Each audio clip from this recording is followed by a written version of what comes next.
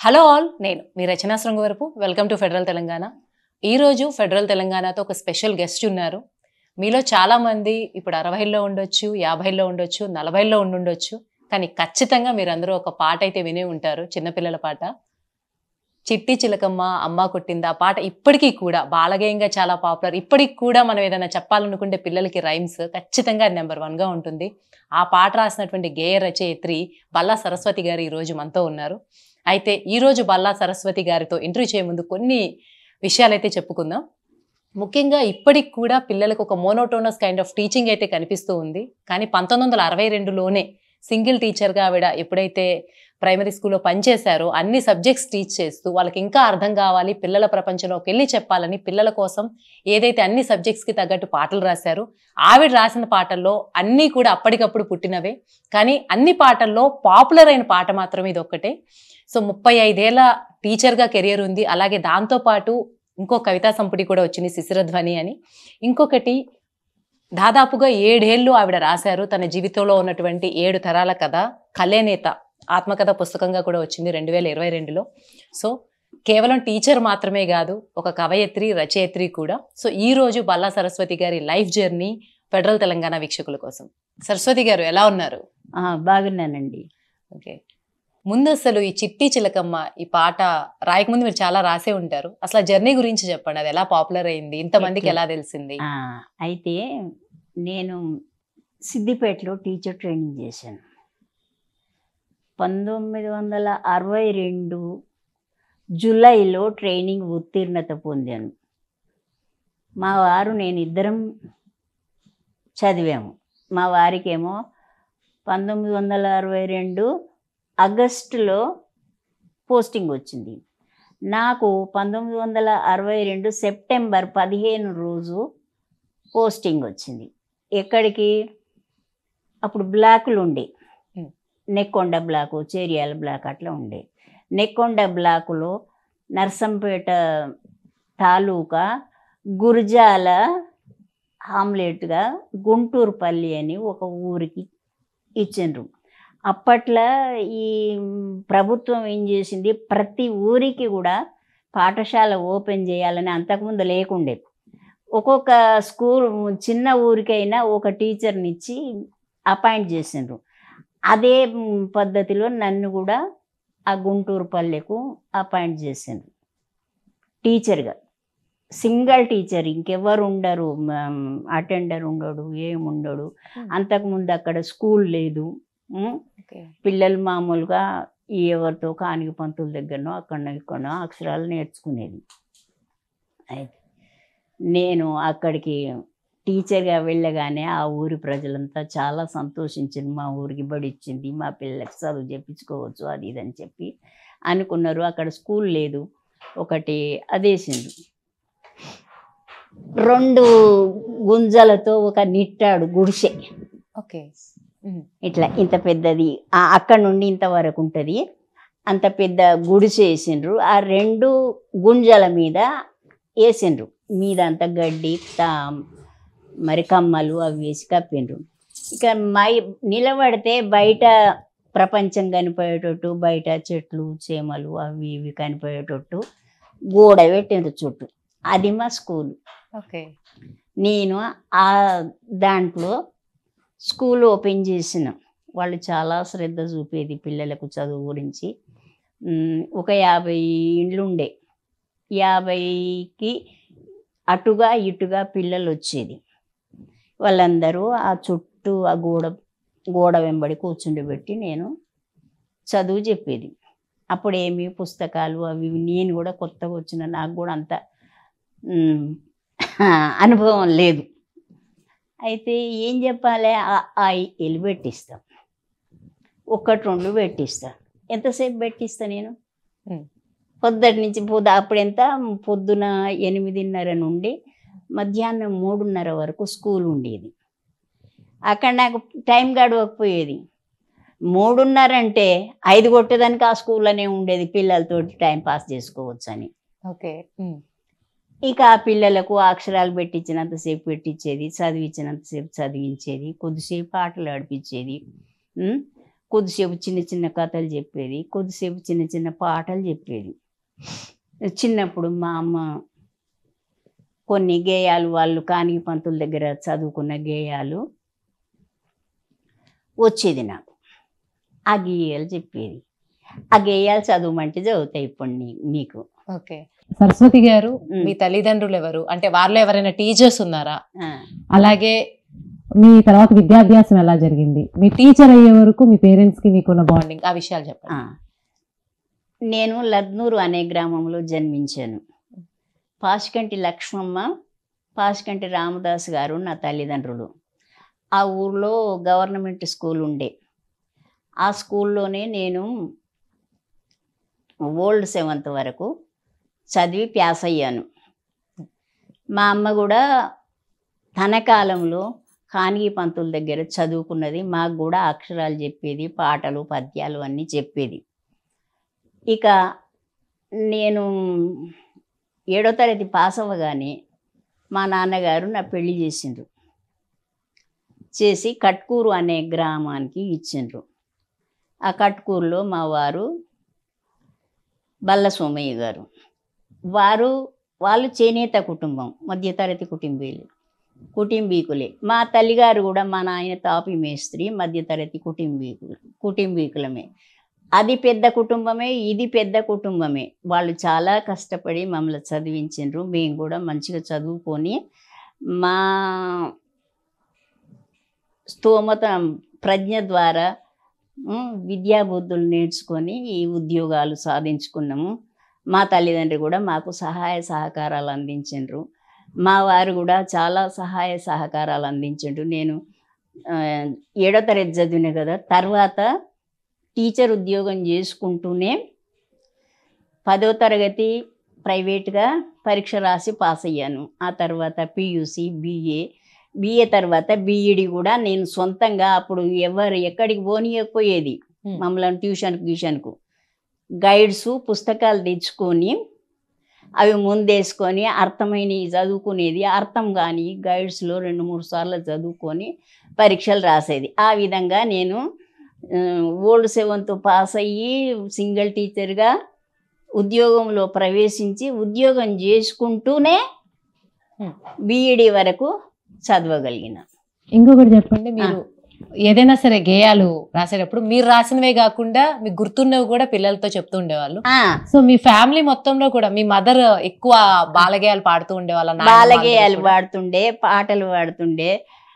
కొన్ని రామదాసు, త్యాగరాజు వాళ్ళ అటువంటి ఒక కీర్తనలు చదువుతుండేది. మా అమ్మ చదువుకున్నది కాబట్టి మాకు కూడా చదువు పరిజ్ఞానం బాగా కలిగేటట్టుగా కృషి చేసేది. ఓకే. అయితే మా కుటుంబాలు మేము కూడా చదువుకొని మా స్వశక్తితోటి చాలా కష్టపడేది. మా అక్కజెల్లెళ్ళము, అన్నదమ్ములము, మా అత్తగారింట్లో కూడా చాలా కష్టపడి పనిచేసి పైకి వచ్చాం. అప్పుడు కష్టం ఉండే కానీ ఇప్పుడు అందరూ బాగానే ఉన్నారు, మంచిగానే ఉన్నారు. ఇంకొకటి చెప్పండి, చిట్టి చిలకమ్మ కాకుండా మీరు ఇంకొన్ని కూడా రాశారు. మీకు గుర్తుంటే అప్పుడు రాసిన వాటిలో చిట్టి చిలకమ్మ ఒకటి మా కోసం పాడండి. అలాగే ఇంకేదన్నా సోషల్ స్టడీస్ కానీ మ్యాథ్స్ కానీ ఏదో ఒకటి రాసే ఉంటారు కదా, అలా జస్ట్ లేవు నా దగ్గర, చూపించక్కర్లేదు. మీరేమన్నా పాడగలుగుతారు? ఇప్పుడు చెప్పగలుగుతారా ఏమన్నా 1-2 లైన్స్ అయినా? చెప్పిన కదా, అరేబియా సముద్రం అని ఇందాక ఒకటి, అదొకటి, చిట్టి చిలకమ్మ, రెండు చిలకమ్మ ఒకటి ఒకటి ఒకటి, మానవులంతా ఒకటి, 2 2 2, మనకు కళ్ళు 2, 3 3 3, శివుడికి కళ్ళు 3, 4 4 4, అవే ఆవుకు కాళ్ళు 4, 5 5 5, చేతికి వేళ్ళు 5, 5 5 కలిస్తే 10 అని కౌంట్ చేసి చెప్పేది అట్లా. సో మీరు ఎంతకాలం అయితే టీచర్గా ఉన్నారో, ఆ టీచర్గా ఆ ప్రాంతంలో ఉన్నప్పుడు గుంటూరుపల్లిలో ఇదే కైండ్ ఆఫ్ టీచింగ్ చెప్పారా? పాటలతోనే నేర్పించారా? పాటలతోటి ఏం నేర్పలేదు. అయితే ఆ తర్వాత కొన్ని పుస్తకాలు వచ్చినాయి. పుస్తకాలు బాలశిక్ష అవి వస్తే వాటిలో కూడా చిన్న చిన్న గేయాలు, కృష్ణుని పాట అంటే, సరస్వతి దేవి పాట అంటే అట్లాంటి చిన్న చిన్న గేయాలు వస్తే ఆ గేయాలు చెప్పేదాన్ని. చెప్పుతూ మనకు ప్రత్యక్షంగా ఆటల ద్వారా, పని ద్వారా చుట్టుపక్కల అన్ని చెట్లు చేమలు ఉంటాయి కదా, చెట్లు చెట్లు మరి జొన్న చేలు, మొక్కజొన్న చేనులు అవన్నీ ఉంటాయి. ఆ దాంట్లో పక్షులు అవి వస్తాయి కదా, పక్షులు వస్తే ఈ పక్షులను చూసి ఈ కథలు వీటితోటి ఎంతకాలం అని వాటిని చదవాలంటే చాలా కష్టపడేది పిల్లలు. ఇప్పుడు చూడండి, ఒక పాట మా అమ్మ చెప్పిన పాట వాళ్ళకి చెప్పేది. చిన్న చెంబులో నసికాయ ఉదకంబు అల్లంబు బెల్లంబు అరటిపండు తేనెలు మాగిన తీయ మామిడి పండు అమ్మరో నాకింత బువ్వ పెట్టు, బువ్వలేదుర కొడుక బుద్ధిమంతుడవైతే చల్లదాగి పూరు చదువుకోను, చల్లదాగితే నాకు చలిమబ్బులొచ్చును పాలన్న ఒయ్యవే భాగ్యశాలి, పాలు లేవుర కొడుక పగటి పూటొస్తేవి ప్రొద్దునన్నరార బుద్ధిమంత. ఇది ఒక పాట మా అమ్మ చెప్పింది. ఇంకొకటి ఏంది, కాకర ఏటికి ఉదకం చేకొని ఓ కొమ్మ నిమ్మ చెట్టుకు పోయవే కాకర పువ్వులు పూసి నిమ్మ కాయలు కాచును. అంటే కాకర చెట్టుకు నిమ్మకాయలు ఎట్లా కాస్తాయి అనేది వస్తుంది కదా. అయితే ఆ అమ్మాయి పేరు కాకర. అప్పుడు నీళ్లు లేవు, బావులు లేవు, మరి నల్లలు లేవు, ఏటికి ఉదకం తెచ్చుకోవాలి. అయితే కాకర ఏటికి ఉదకం తీసుకొచ్చి కాకర ఏటికి ఉదకము చేకొని ఓ కొమ్మ, అమ్మాయిని కొమ్మ అని పిలిచినాడు, కొమ్మ నిమ్మ చెట్టుకు పోయేవే, నిమ్మ చెట్టుకు పోయేవి. మళ్ళీ కాకర అని పిలిచి కాకర పువ్వులు పూసి నిమ్మకాయలు కాసును. అంటే నిమ్మ చెట్టుకు నీళ్లు పోస్తే పువ్వులు పూసి నిమ్మకాయలు కాసును. అది కవి చమత్కారం. ఆ విధంగా ఇంకా ఉన్నాయి, చాలా ఉన్నాయి. అవన్నీ చెప్పి మిమ్మల్ని విసిగించడం ఎందుకు. సరస్వతి గారు, ఇంకొక విషయం చెప్పండి. మీరుంటుంది గుంటూరు పల్లె, చిన్న పల్లెటూరు, అప్పటి వరకు స్కూల్ లేదు. మరి అక్కడ మీరు ఈ పాట ఏదైతే చిట్టి చిలకమ్మ రాశారో, ఇంత ఆల్మోస్ట్ ఆల్ ఇండియా మొత్తం ఇంత పాపులర్ అవడానికి, మొత్తం తెలుగు స్టేట్స్ అందరూ పాడేంత ఎలా పాపులర్ అయింది, ఎంత టైం పట్టింది అందరికీ తెలియదు. అయితే ఇక ఈ పాటలు చెప్తే వాళ్ళు గ్రహించలేకపోయినారు, వాళ్ళ చిన్న మెదళ్లకు ఇవి అర్థం కాలేదు. అందుకని వీళ్ళకు సంతోష పెట్టే ఒక మంచి పాట రాయాలని అనుకున్నాం. ఇక ఆ పక్షులన్నీ చూస్తుంటే, చిట్టి చిలకమ్మ చిన్ని చిలకమ్మ అమ్మ కొట్టిందా, తోటలోకి వెళ్ళావా, పండు తెచ్చావా, పాపాయికి ఇచ్చావా, గూట్లో పెట్టావా, గుట్టుక్కున మింగావా అని చెప్పిన. అబ్బా, వాళ్ళ సంతోషానికి పట్టపగ్గాలు లేవు. ఎందుకంటే చిలకను చూస్తుంటారు కదా, ఆ పచ్చటి రెక్కలు కలిగి ఎర్రటి ముక్కు కలిగి, దాన్ని చూస్తే వాళ్ళకి ఎంతో సంతోషం. జామ పండు అంటే తెలుసు వాళ్ళకు, అతి సమీపమైంది. తల్లి తెలుసు, గూట్లో పెట్టిన అనేది అవన్నీ తెలుసు. అవన్నీ వాళ్ళకు అతి సమీపంగా తెలిసిన పదాలు కాబట్టి ఒక 2-3 రోజులల్లో కంఠస్థం చేయగలిగినారు. వాళ్ళు ఇక స్కూల్లో రోజు 1-2 సార్లు అది చెప్పేది, అందరు చెప్పేది. అట్లనే ఇళ్ళల్లో తల్లిదండ్రికి మరి ఇవాళ టీచర్ ఏం చెప్పిండ్రు, ఏం సంగతి అంటే ఈ పాట చదివి వినిపించడం, వాళ్ళ చుట్టాలు ఇళ్ళకి పోయినప్పుడు వాళ్ళ పిల్లలకు చెప్పడం, ఎక్కడికన్నా పోయినప్పుడు వాళ్ళకి చెప్పడం. ఇట్లా పాటలు పాడుతూ ఉంటే ఈ స్కూల్ వాళ్ళు, ఆ స్కూల్ వాళ్ళు, పిల్లలు, వాళ్ళు వీళ్ళు అందరూ నేర్చుకుంటారు కదా. ఈ పాట మంచుకున్నది, ఈ పాట మంచుకున్నదని చిన్నపిల్లలకు చాలా ఇష్టంగా, ఇంటికి ఒక్క పిల్లగాడు అని ఉంటాడు కదా, ఇంటింటికి ఆ పాట వైరల్ అయింది. అదే విధంగా ఆ పాట క్రమక్రమంగా మొత్తం మన ఆంధ్రదేశం మొత్తము అయింది. ఇక ఆంధ్రులు అమెరికాకు పోతే వాళ్ళ ద్వారా అక్కడికి. ఈ విధంగా ఆ పాట చాలా ఫేమస్ అయింది. మీరు మీ భర్త ఇద్దరు గవర్నమెంట్ టీచర్స్ గానే చేశారు. సో ఆ జర్నీ చెప్పండి. ఇక అయితే మమ్మల్ని మా వారికి అంటే ఇద్దరికి సింగిల్ టీచర్ స్కూల్ కదా, నేనేమో గురజాల గుంటూరు పల్లెలో పనిచేస్తుంటే, ఆ గుంటూరు పల్లెకు దగ్గరలోని రాజపల్లి అని ఉన్నది ఒకటి, అది కూడా అప్పుడే స్కూల్ ఓపెన్ అయింది. అక్కడికి తననేసిండు. రోజు ఉదయం పోయి సాయంత్రం వచ్చేది. ఇక మాకు కూడా ఆ గుంటూరు పల్లెలో ఒక చిన్నది పాక వేసిండ్రు. ఒకరినిట్టాడు. ఇండ్లు ఎక్కడి అక్కడ ఏమి లేవు. అందరు వాళ్ళు కూడా చిన్న చిన్న గుడిసెలలో గుడిసెల్లో ఉండేవారు. ఉంటారు. దాంట్లో ఉన్నాం. దాంట్లో ఉంటే అదే ఇక తను రోజు పోయి వచ్చేది, నేను ఇంటి దగ్గర ఉండేది. ఇక నేను ఆయన పోయి వచ్చేదానిక ఆ స్కూల్ అనే ఉండేది. ఇంటికి వస్తే వాళ్ళందరూ వ్యవసాయం పని చేసుకుంటారు కదా, అందరూ అక్కడ పనుల మీద పోతారు కాబట్టి ఇక నాతోటి మాట్లాడే వాళ్ళు ఎవరు ఉండరని ఇక ఏదో ఒకటి చెప్పుకుంటా ఆ పిల్లలతోటే కాలం వెళ్ళబుచ్చేది. మీ జీవితం అంతా కూడా ఆల్మోస్ట్ పిల్లలతోనే పిల్లలతోటే గడిచింది. ఇప్పటికీ పిల్లలంటే నాకు చాలా ఇష్టం. మీ సాహిత్య జీవితం గురించి చెప్పండి. అంటే పిల్లలకు సంబంధించినవి కాకుండా ఇంకా ఏం రాశారు? మిగిలిన కవితలు కూడా రాశారు. తెలంగాణ గురించి దీంట్లో అన్ని రాశాను. శిశిరధ్వని ఇది మీ ఆత్మకథ. సో ఈ సందర్భం చెప్పండి, ఈ కవిత గురించి. ఈ సందర్భము మా చిన్న బిడ్డకు బిడ్డ పుట్టింది. బిడ్డ పుడితే ఏం చేస్తారు, గంగాదేవిని కొలవాలి. 21 దినం నాడు బాయిలో చాదేసి ఆ బాయికి బొట్లు పెట్టి కుంకుమ, పసుపు కుంకుమ అది పెట్టి బాయిలో ఒక నూనె దార వదిలిపెట్టి, పాల దార వదిలిపెట్టి, నీకు నూనె దార నాకు పాలధార, నీకు నూనె దార నాకు పాలధార అని తల్లితోటి అనిపిస్తారు. అనిపించి ఆ గంగా తల్లికి మొక్కి ఒక 2 చెంబుల నీళ్లు పట్టి తెల్లవారి ఆ నీళ్ళతోటి స్నానం చేపిస్తారు ఆ సంటి పిల్లకు. ఆ సందర్భం అన్నమాట. అందరూ నిలబడి చుట్టూ ముత్తైదలు నిలబడి ఆ సందర్భంలో గంగాదేవిని పూజించడం అన్న. సరస్వతి గారు, ఇప్పుడు చెప్పండి, సాహిత్యం గురించి చెప్పేశారు. నెక్స్ట్ మీ 7 తరాల కథని కలినేత పుస్తకంగా రాశారు. సో దీన్ని ఒక 5 నిమిషాల్లో చెప్పాలంటే ఈ లైఫ్ జర్నీని ఎలా చెప్తారు? 5 నిమిషాల్లో చెప్పాలంటే ఒకే ఘట్టాలు. మీరు ఆ పుస్తకం రాయడానికి ఏదో అయితే పుస్తకం రాయడానికి ఏంటంటే, నేను ఈ పుస్తకం అది పుస్తకావిష్కరణ సభలో ఒక మిత్రుడు ఉండే.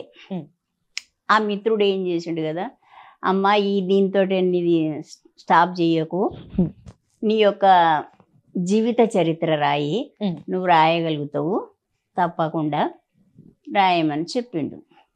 నేనేడ రాస్తా కదంతా జీవిత చరిత్ర అంటే, ఎందుకు నువ్వు రాయగలుగుతావు, రాయాలి, ఉత్త కూర్చుండి ఏం చేస్తావు అని చెప్పి నాతోటి నేను రాస్తా అని హామీ తీసుకునే దాకా వదిలిపెట్టలే ఆ మిత్రుడు రఘోత్తమ్ రెడ్డిని. అయితే అప్పుడు ఇక ఇది అయిపోయిన తర్వాత ఈ పుస్తకం రాయడం ప్రారంభించాను. శిశిరధ్వని తర్వాత కలినేత రాయడం మొదలు పెట్టారు. కలినేత రాయడం మొదలుపెట్టిన.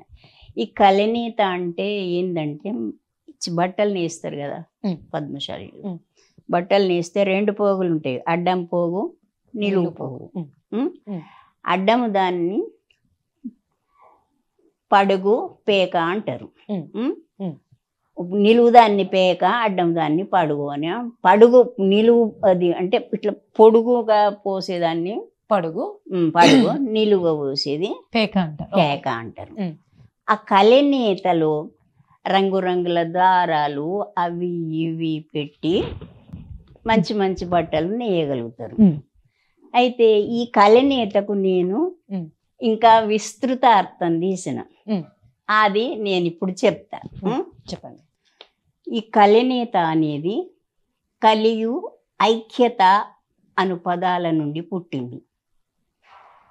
కలినేత కొన్ని మంచి విషయాలు, దానికి సంబంధించిన అంతమైన ఓ 10 పదాలు లయబద్ధంగా కలిపిన అల్లిక ఒక పాటగా మారుతుంది. కొన్ని మంచి పదాలు ఒక లయబద్ధంగా అల్లిన పదాలు, అది ఒక పాటగా మారుతుంది. అది కలినేత.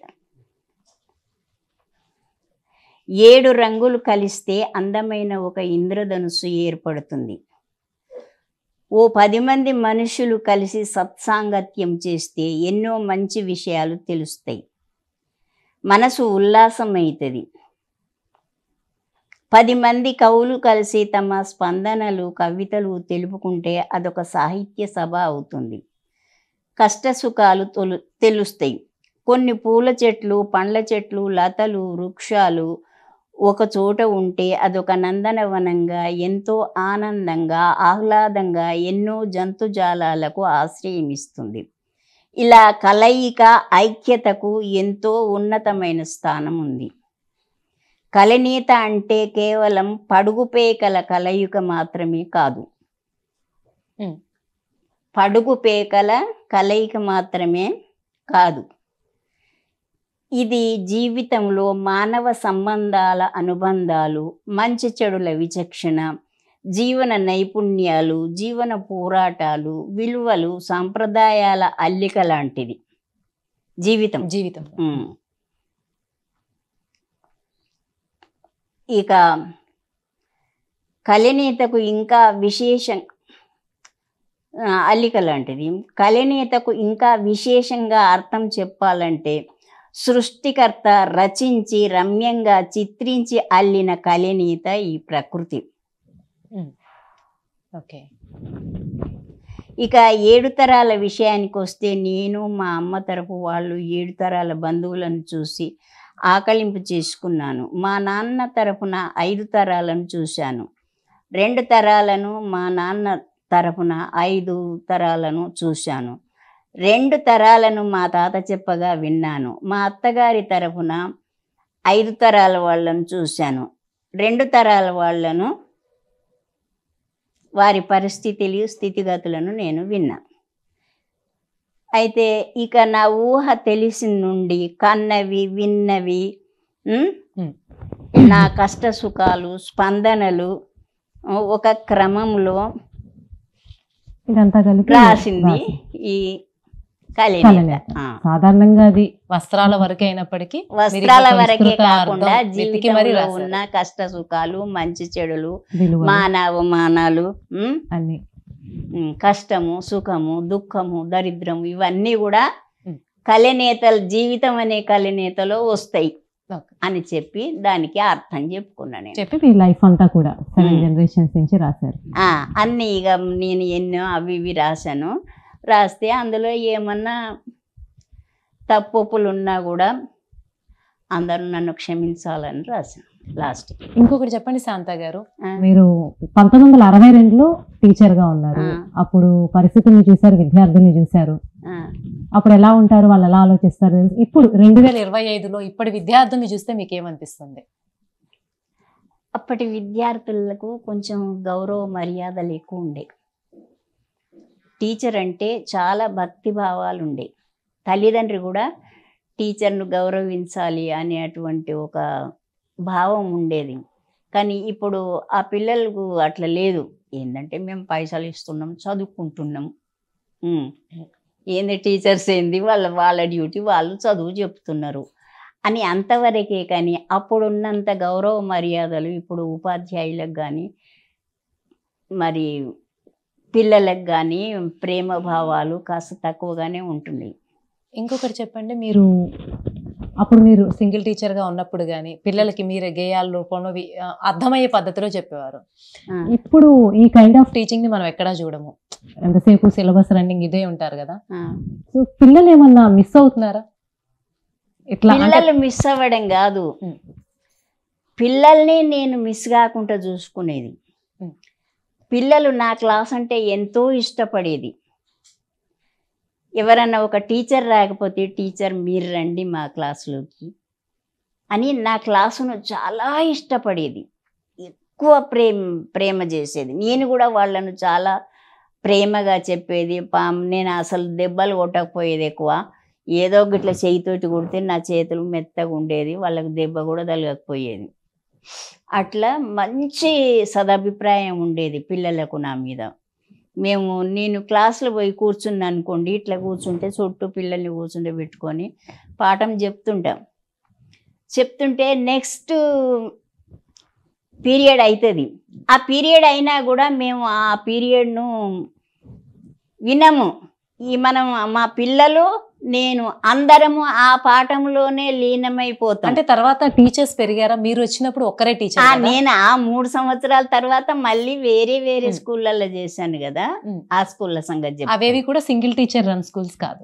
ఎస్ఎం అయితే ఆ విధంగా టీచరు సార్ వచ్చిందని ఎవరో ఒక పిల్లవాడు చెప్తే అప్పుడు ఆఫ్ చేసి నేను క్లాస్ నుండి పోతే ఇంకో టీచరు లోపలికి ఎంటర్ అయ్యేది. ఆ విధంగా మంచి సద్భావం ఉండేది. నాకు పిల్లలంటే సద్భావం, పిల్లలకు కూడా నేనంటే ఎంతో గౌరవం మర్యాదలు ఉండేది. మీ 35 ఏళ్ల ఉపాధ్యాయ వృత్తిలో మీరు మర్చిపోలేని ఘటన ఏదైనా ఉంటే చెప్పండి. మర్చిపోలేని విద్యార్థులు కానీ మర్చిపోలేని ఏదో ఒక ఇన్సిడెంట్ ఉంటుంది కదా. ఇక మర్చిపోలేదంటే అంతా మర్చిపోలేని ఘటనలే.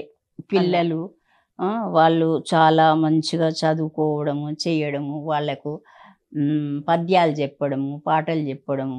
నేను అప్పుడు పద్యాలు మంచిగా చెప్పేది. నిన్న ఒక అమ్మాయి నాకు ఫోన్ చేసింది, రుక్మిణి అని. టీచర్ మీరు ఎంత మంచిగా పద్యాలు చెప్పేది, పద్యాలు చదివినప్పుడల్లా మీరే జ్ఞాపకం వస్తారు అని చెప్పి పద్యాలు చెప్పేది, పాటలు చెప్పేది, కథలు చెప్పేది. అయితే నేనేం చేసేదంటే ఇప్పుడు మన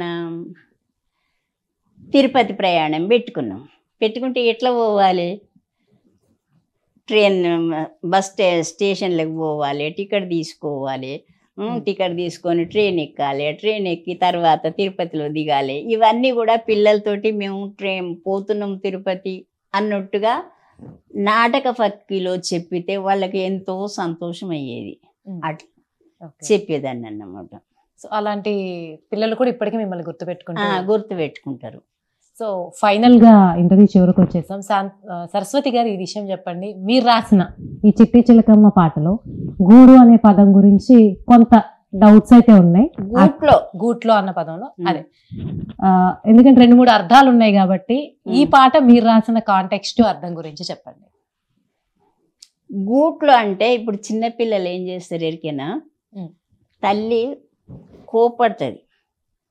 కోపడితే కోపంతో చేతిలో ఏ వస్తువు ఉంటే ఆ వస్తువు విసిరి కొడతారు. మీరు గ్రహించండి. కోపం ఎక్కువై విసిరి కొడతారు. ఆ చిలుక కూడా తల్లి కొట్టిందని చెప్పి కోపంతో తోటలోకి వెళ్ళిపోయి ఆ జామ పండు తెచ్చింది. అది తెచ్చి ఏం చేయాలనో ఎవరికి ఇవ్వాలనో తెలియదు. ఆ గూట్లో పెట్టి ఆ గూట్లో ఎందుకు పెట్టాలి, నేనే తింటా అని చెప్పి తినేసింది. అంతేకాని దాంట్లో ఏమీ ఇది లేదు. పిల్లల మనస్తత్వం మన మనుషులలో కూడా అట్లనే ఉంటుంది. తల్లి కొట్టిందంటే చేతులు ఏమన్నా ఉంటే విసిరి కొట్టడము, లేకపోతే అది తీసుకుపోయి పక్కనున్న పిల్లలకి ఇవ్వడము, అలాంటివి చేస్తుంటారు. సో సరస్వతి గారు, ఫైనల్ గా మీరేమన్నా చెప్పాలనుకుంటున్నారు ఇప్పుడు విద్యార్థులకు కానీ? మీరేమన్నా ఫైనల్ గా ఇంటర్వ్యూ అయిపోయింది కాబట్టి మీరేమన్నా చెప్పాలనుకుంటే చెప్పండి. ఇక అప్పుడే ఎట్లుండేదంటే, మాకు చిన్నప్పుడు అంటే 3-4 తరగతులప్పుడు నీతి శాస్త్రం అని ఒక పుస్తకం ఉండేది. అందులో అన్ని నీతి కథలు, మానవ జీవితానికి సంబంధించిన మంచి చెడులు, పాటలు. ఇప్పుడు సుమతి శతకము, వేమన శతకం, ఇలాంటి శతక పద్యాలు, ఒక జీవితానికి సరిపోను జ్ఞానం దాంట్లో మనకు లభిస్తుంది. కానీ ఇప్పుడు అలాంటివి లేవు. ఉన్నాయా స్కూళ్ళల్లో? నీతి శాస్త్రం లేదు, జ్ఞానానికి సంబంధించిన పద్యాలు లేవు. అక్కడక్కడే ఎక్కడనో ఒక దగ్గర సుమతి పద్యం ఉంటుంది, వేమన పద్యం ఉంటుంది, భాస్కర శతకం ఉంటుంది, ఇవి ఉంటాయి. కానీ ఇప్పుడు అవి వాటి మీద శ్రద్ధ లేదు, నీతి శాస్త్రం లేదు. అటువంటి కొంత ఒక భాగంగా పిల్లలకు ఏర్పాటు చేస్తే బాగుంటుందని నేను అనుకుంటున్నా. ఇప్పుడు అన్ని ఇంగ్లీష్ పద్యాలు ఓరల్గా చెప్పుకోవడం చేయడం, అంతేకాని నీతి అనేది వాళ్లకు లభ్యమైతే లేదు. గౌరవ మర్యాదలు ఎట్లా ఉంటాయి అనేది తెలియటం లేదు. చదువాలే, కంఠస్థం చెయ్యాలి, మార్కులు సంపాదించుకోవాలి, పోటీ ఎక్కువైపోయింది. కానీ మానవ జీవితానికి సంబంధించినటువంటి మంచి చెడులు వాళ్లకు దొరుకుతలేవు. అప్పుడు మాకు పంచతంత్రం కథలు ఉండే, కనీసం ఒక 2-3 కథలన్నా మాకు ఉండేది. కానీ ఇప్పుడు లేవు. చిట్టి చిలకమ్మ పాట మీరు పాడితే ముగిద్దాము, మీ స్వరంతో వినాలని. చిట్టి చిలకమ్మ, చిన్ని చిలకమ్మ, అమ్మ కొట్టిండా, తోటలోకి వెళ్ళావా, పండు తెచ్చావా, పాపాయికి ఇచ్చావా, గూట్లో పెట్టావా లేదా దిగుట్లో పెట్టావా, గుటుక్కున మింగావా ఓకే అని పద్యం చెప్తే వాళ్ళు లటుక్కున అందుకున్నారు. ఓకే అయితే ఇంకొకటి ఏంటంటే, ఈ చిట్టి చిలకమ్మ తెలుగు భాష ఉన్నంత వరకు ఎగురుతూనే ఉంటుంది ప్రపంచమంతా చిరంజీవిల. ఇక దానికి తిరుగులేదు ఈ పద్య, ఈ వెనకటి. గేయానికి బాలగేయానికి అది ఇంకొకటి బాలగేయం చదువుతాం.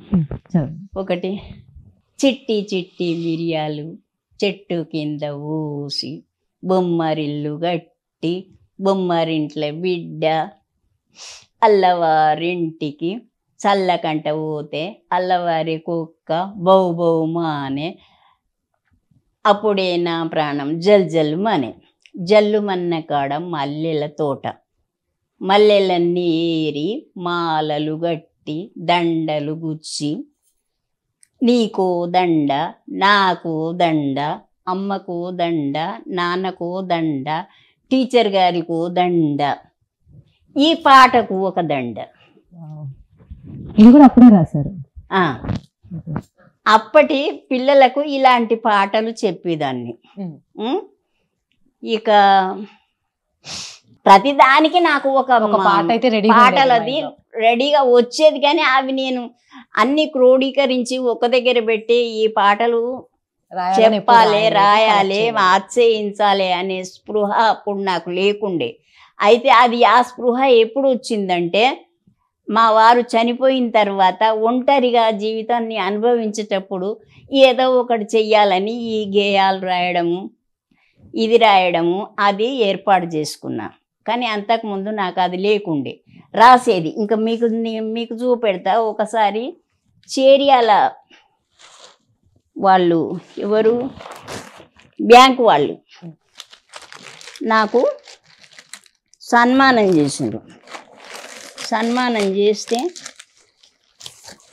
ఒక గేయం చదివిన, వందనాలు వందనాలు విశ్రాంత ఉపాధ్యాయ మిత్రులు, తిమిరంతో సమరం చేసే అవిశ్రాంత పోరాట యోధులు, అరుణోదయ కిరణాలు అందుకోండి, అభినందన సుమాంజలులు శతాభివందనలు, ఒంటరినైపోయానని విశ్రాంతిలో ఉన్నానని, వాడి వేడి తగ్గిందని వెతచందకు మిత్రమా, ఆదరణి అపురూపమైందని ఓదార్పుకు ఎదురుచూప, నీకు నీవే ఓదార్పు నీ మనసే కైమోడ్పు, విడిపడని ముడిపడిన రోగాల మిత్రులెందరున్నా, తనువు సహకరించకున్నా, వీడని అనుబంధాలు ఎన్నున్నా, అలల తాకిడెంతున్నా, శాంత గంభీర జలనిధివే, చుక్కల్లో చంద్రునిగా వెలిగి నిలిచిన నీవు, తనువు సహకరించకున్నా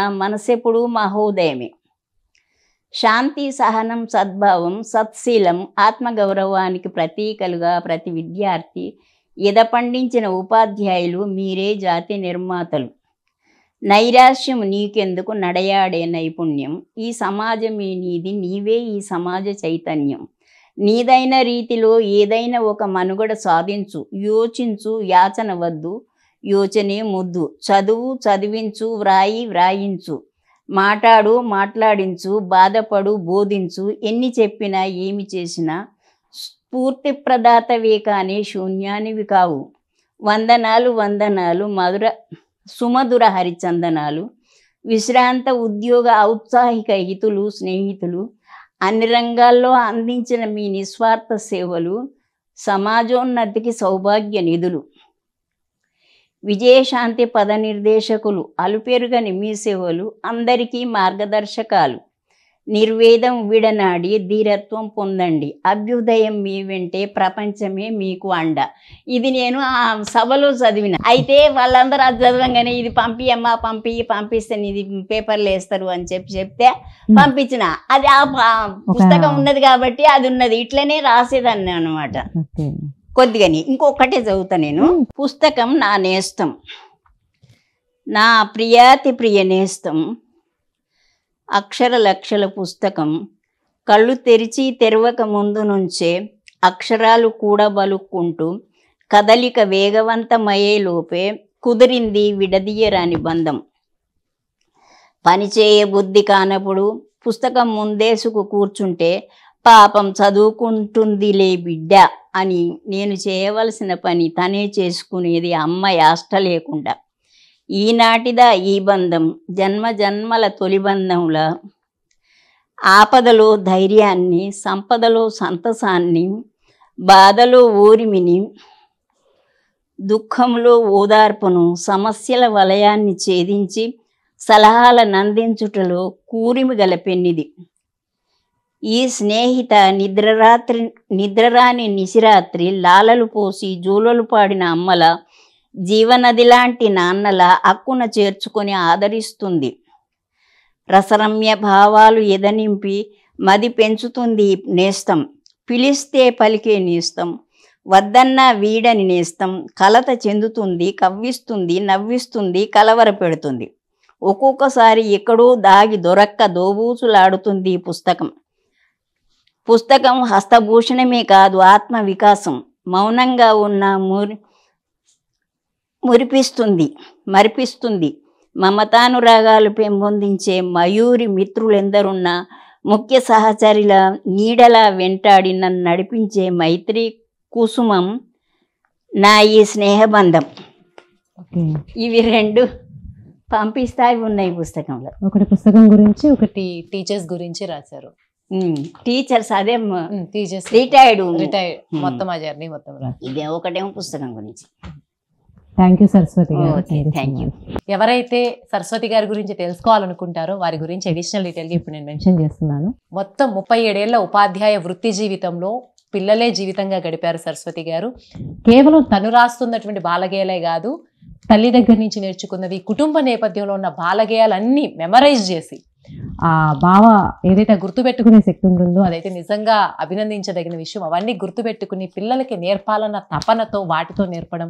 ఇప్పటికీ కూడా ఆవిడ రాసిన పాట కేవలం తెలుగు స్టేట్స్లోనే కాదు మొత్తం పాపులర్ అయిపోయింది. ఇప్పటికీ 37 ఏళ్ల తర్వాత కూడా ఎక్కడైతే బాలగేయాలు పాడుతూ నేర్పించే టీచర్స్ మనకి కనబడడం లేదో అప్పుడు కూడా మనం ఆ పాట గురించి మాట్లాడుకుంటున్నామంటే అది సరస్వతి గారు చేసినటువంటి విశేష కృషిగానే చెప్పుకోవాలి. సో ఇది ఈ రోజు ఫెడరల్ తెలంగాణ మీకోసం స్పెషల్గా తీసుకొచ్చినటువంటి గెస్ట్ పర్సనాలిటీ. మరో విశిష్ట వ్యక్తితో మళ్ళీ మీ ముందుకు వస్తాను. అప్పటి వరకు సైనింగ్ ఆఫ్, మీ రచనా శృంగవరపు.